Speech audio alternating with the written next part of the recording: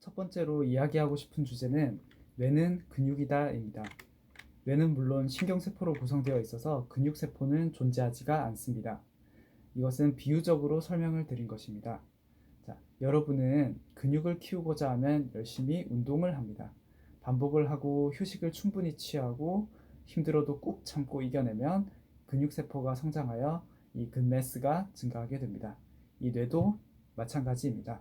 여러분이 이두근을 운동하고 싶을 때 덤벨 컬을 하는 것과 마찬가지로 연산 능력을 키우고 싶다면 수학 연산 문제를 많이 풀어야 되고, 추론 능력을 키우고 싶다면 추론 관련된 문제를 많이 풀고 추론하려는 사고를 계속 하셔야 됩니다.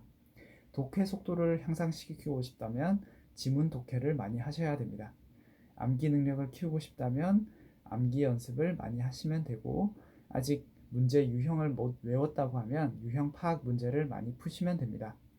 자, 여러분이 연습한 유형의 문제에 의해서 해당 부분의 뇌 발전이 이루어지게 됩니다. 보통 근육 성장을 이야기할 때 3년에서 5년 정도를 얘기를 합니다. 사람마다 이 테스토스테론 호르몬의 농도가 다르기 때문에 어떤 사람은 1년에서 2년 만에 근성장이 이루어질 수도 있고, 어떤 사람은 농도가 낮아서 10년이 걸릴 수도 있습니다. 이 뇌의 능력도 마찬가지입니다. 어떤 사람은 조금만 공부해도 금방금방 해당 부분의 능력이 발전해서 문제를 금방 풀 수도 있고, 금방 외울 수도 있고, 금방 이해할 수도 있습니다. 하지만 어떤 사람들은 그 부분이 다 느려서 암기도 잘 안 되고, 연산도 잘 안 되고, 이해도 잘 안 될 수도 있습니다. 하지만 뇌는 다행히도 근육보다 가소성이 크다고 생각합니다. 이 가소성이라는 말은 유연하다는 얘기입니다. 따라서 여러분이 노력만 열심히 한다면 얼마든지 여러분의 이 뇌의 능력을 키울 수가 있습니다. 안 될 것이라고 생각하시지 말고 죽도록 노력하면 반드시 눈에 띄는 결과를 얻을 수가 있을 것입니다.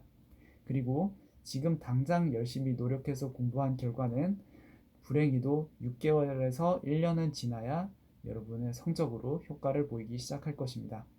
이것은 제가 있었던 일인데, 처음에 5등급으로 시작한 수학 모의고사 성적이 6개월간 정체기에 있다가 제가 한 학기 동안 죽도록 노력하고 나서야 3등급으로 오르기 시작했습니다.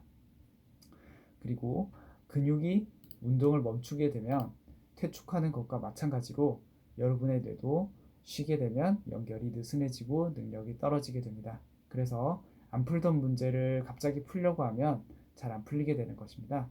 따라서 여러분이 모의고사 성적을 올리고 싶다면 반드시 명심하셔야 되는 게 있습니다.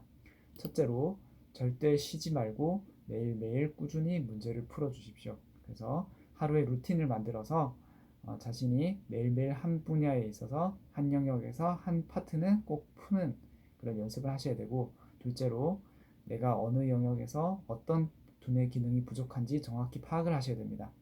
내가 이 문제를 막히는 이유가 문제의 공식을 덜 외워서인지, 아니면 연산 능력이 부족해서인지, 아니면 유형 파악이 덜 돼서인지 등등을 파악을 하셔야 그 부분을 연습을 해서 메꿔 나갈 수가 있습니다.